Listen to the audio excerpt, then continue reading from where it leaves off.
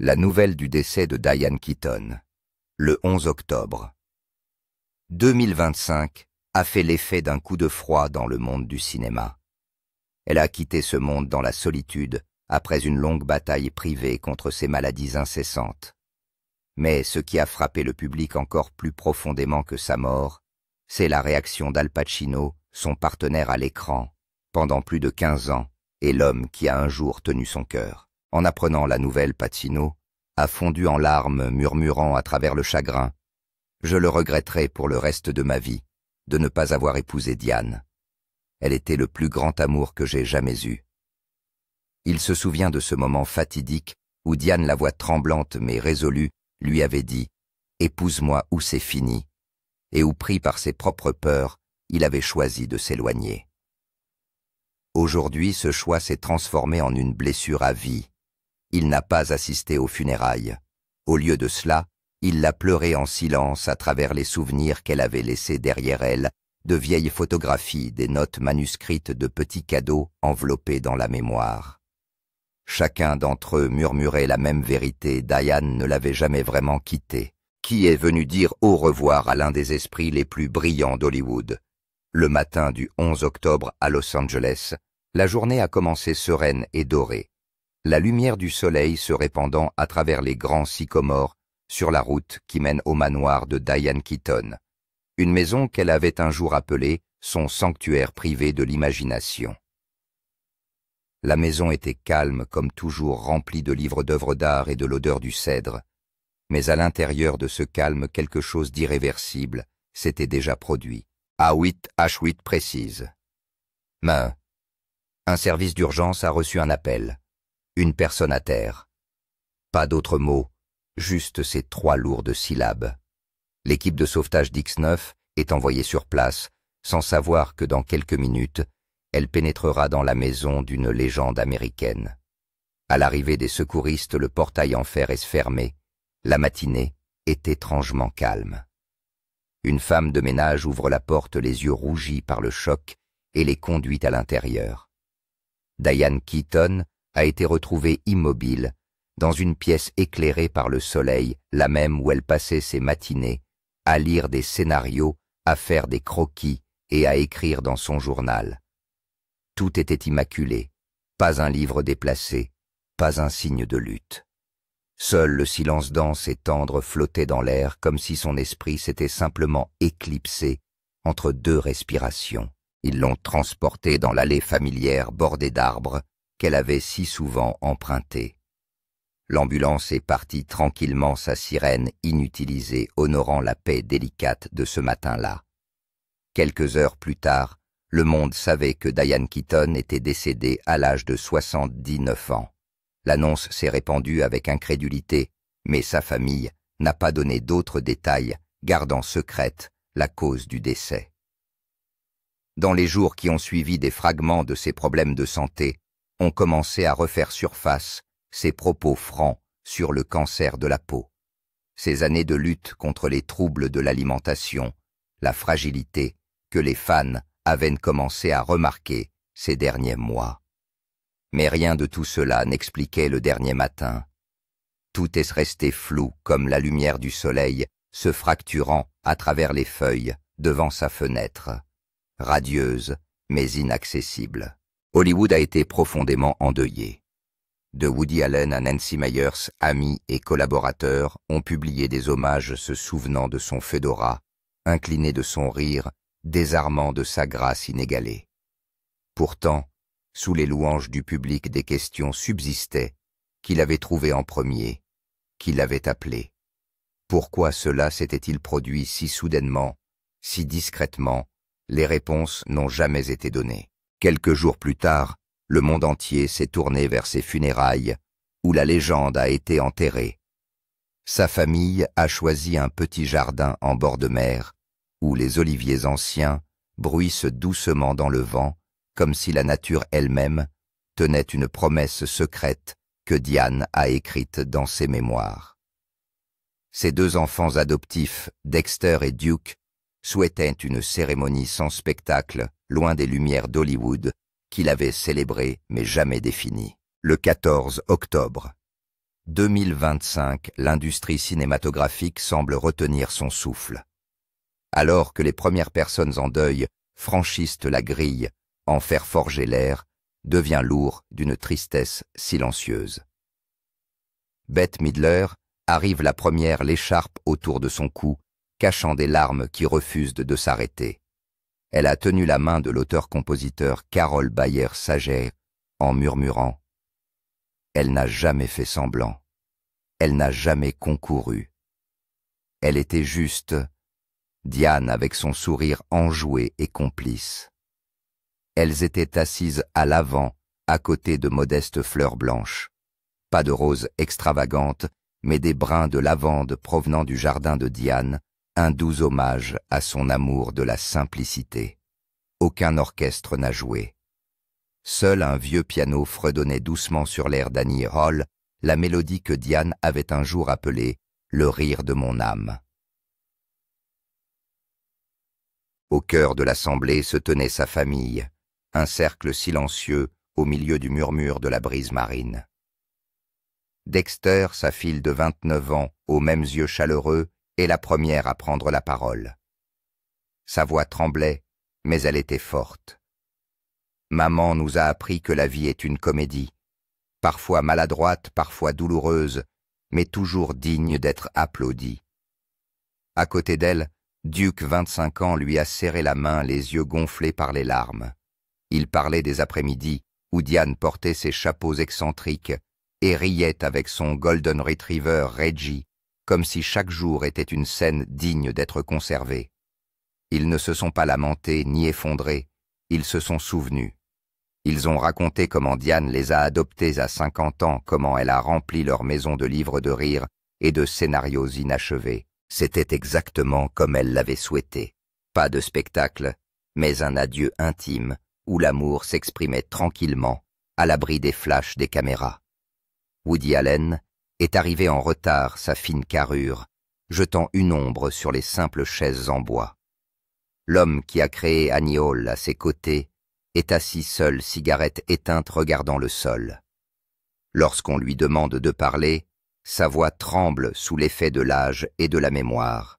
« Diane était la créativité même, dit-il. Elle ne jouait pas, elle existait. Elle riait d'elle-même, et c'est ce qui l'a rendue éternelle. » Les personnes présentes ont hoché la tête, se souvenant de la relation complexe mais inspirante qui les unissait. Des films comme Sleeper et Manhattan avaient dépeint Diane Keaton comme une femme inflexible défiant sans cesse les conventions. Pas de dispute, seulement un hommage discret à une femme qui a transformé la peur en rire. Francis Ford Coppola, qui avait confié à Diane le rôle de Kay Adams dans la trilogie du Parrain, était également présent. Il s'est avancé d'un pas lourd, comme s'il portait l'héritage des années 1970. Il a embrassé Robert De Niro, un collègue de longue date, avant de s'asseoir. Tout en Diane était créativité, a déclaré Coppola dans un bref éloge, sa voix chaleureuse résonnant dans le simple microphone. De Niro, les yeux rougis, a ajouté « Je suis profondément attristé et choqué. Je la chérissais, une femme gentille et dans un monde chaotique. » Ils ont parlé des longues nuits sur le plateau où Diane ne se contentait pas d'agir, mais encourageait tout le monde, transformant les scènes tragiques en moments d'humanité. L'air semblait s'épaissir tandis que tout le monde écoutait en silence, comme si l'on regardait un film classique une dernière fois. Deux autres personnalités étaient présentes, Reese Witherspoon et Goldie Hawn, qui représentaient la nouvelle génération et portaient des fleurs sauvages provenant des champs que Diane aimait autrefois. Witherspoon, dont Diane avait été le mentor pendant son adolescence à Wildflower, a pris la parole d'une voix étranglée. Elle a changé la façon dont nous voyons les femmes à l'écran, intelligentes, drôles et totalement originales. Hawn, avec un sourire triste, a serré Jane Fonda dans ses bras en chuchotant sur les réunions du club de lecture où Diane était toujours le centre avec une mode excentrique et des histoires de tous les jours. Michael Douglas, assis au dernier rang, a qualifié cette perte de déchirante, faisant l'éloge de Diane comme l'une des plus grandes icônes. Alors que le soleil se couche à l'horizon, la cérémonie se transforme en un mémorial de son héritage. Un grand écran a diffusé des clips Diane dans Something's Gotta Give Souriant, aux côtés de Jack Nicholson, Diane dans Father of the Bride, embrassant Steve Martin comme une véritable mère.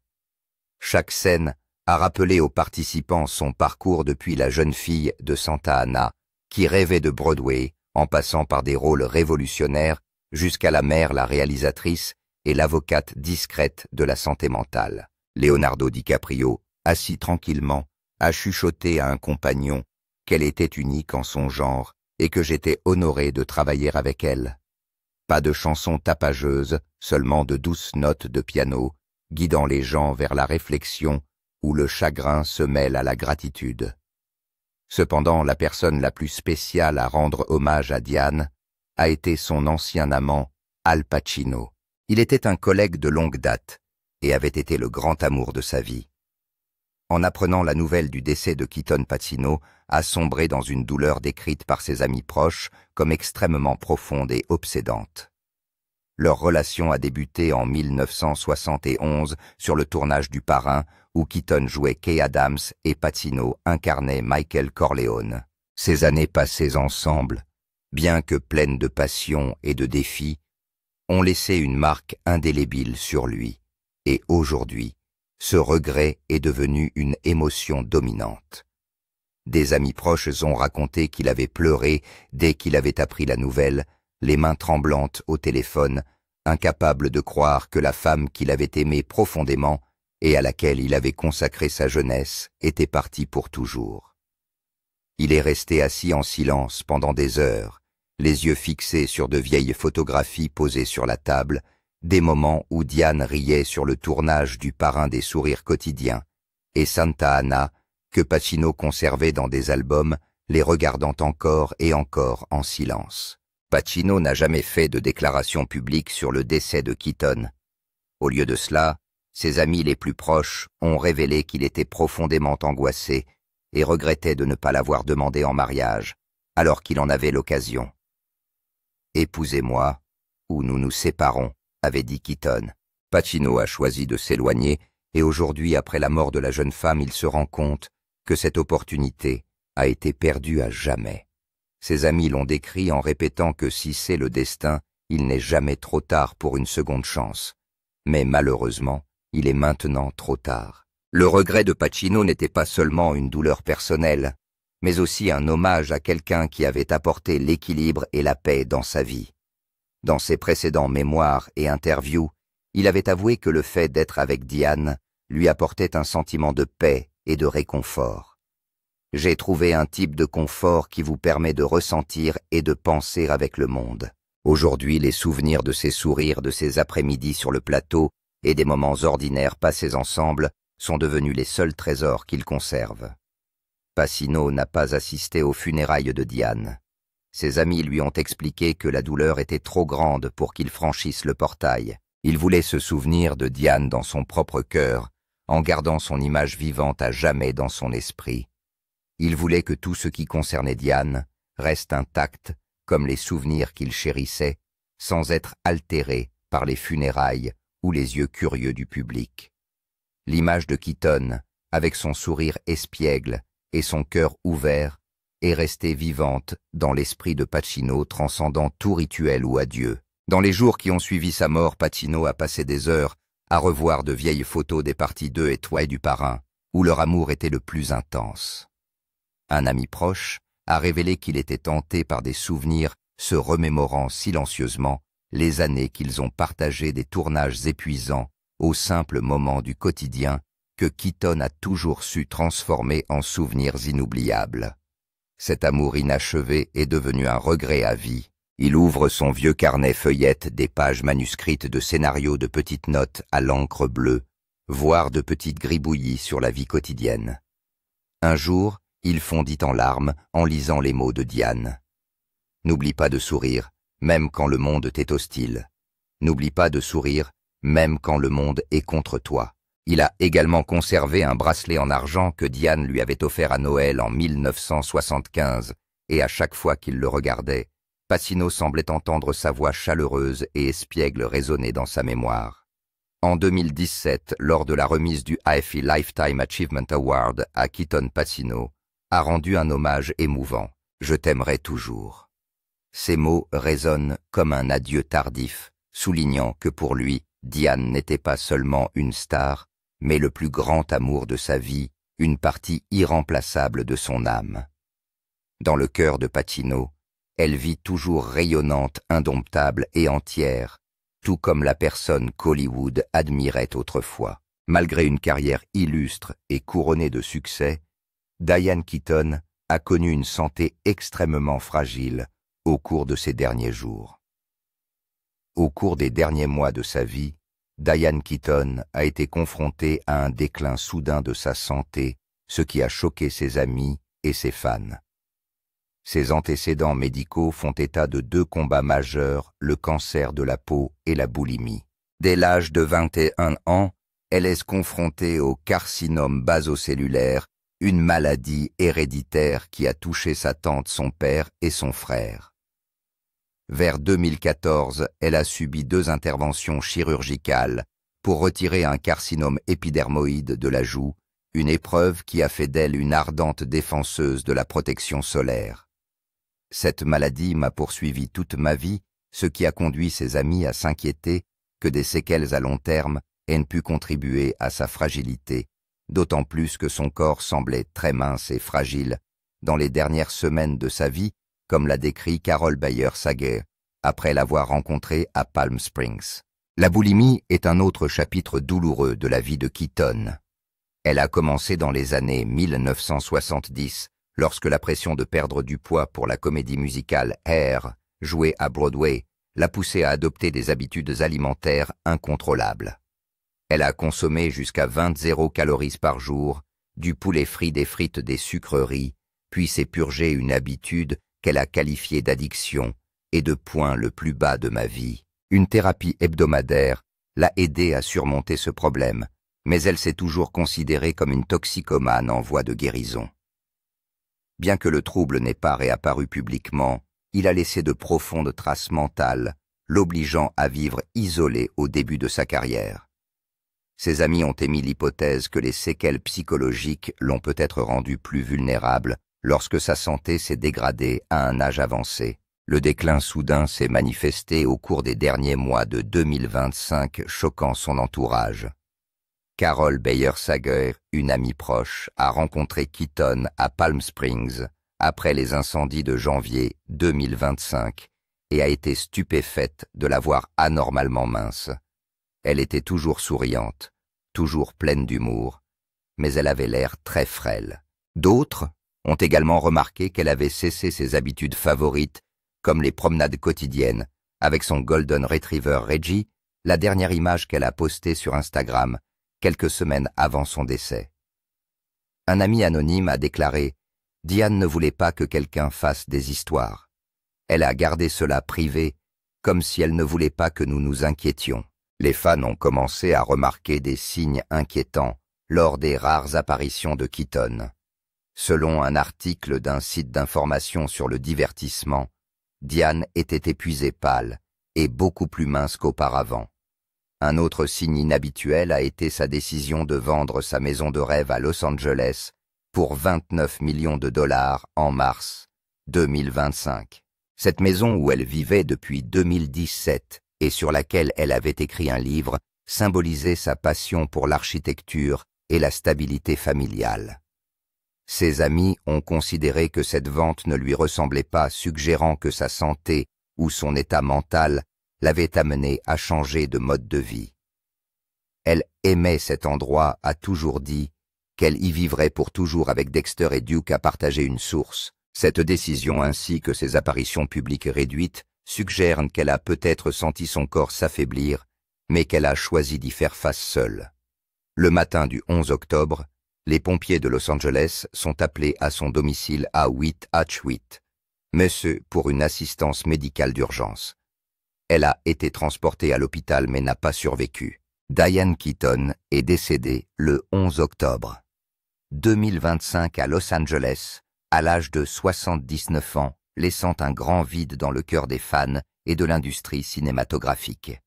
Son héritage restera à jamais gravé dans les mémoires grâce à ses rôles emblématiques et à ses contributions inlassables aux arts. En outre, pendant de nombreuses années, on s'est demandé pourquoi Diane Keaton ne s'était jamais mariée, bien qu'elle ait eu des relations passionnées avec de nombreux hommes talentueux, de Woody Allen à Warren Beatty.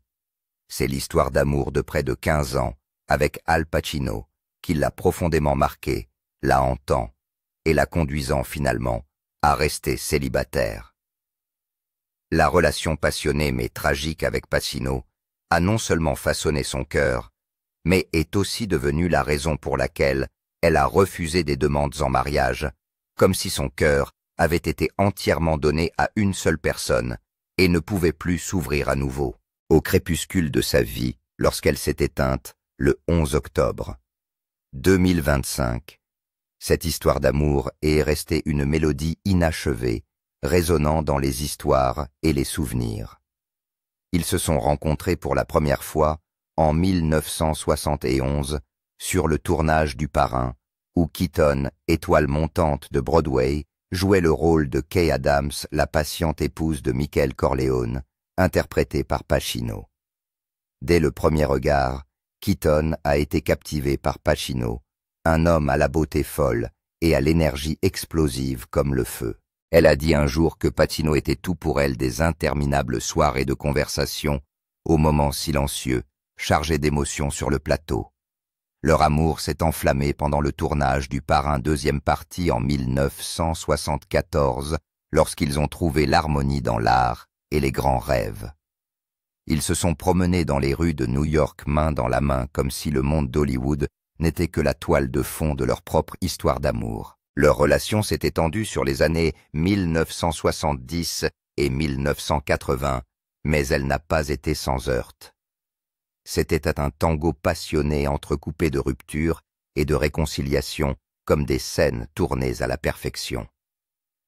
Keaton, avec son cœur ouvert, aimait Pacino sincèrement, qu'il s'agisse de rire à ses blagues ou de s'asseoir tranquillement à ses côtés pour l'écouter analyser Shakespeare. Pacino, avec sa nature libre et ses obsessions de carrière, a apporté à la fois joie et douleur.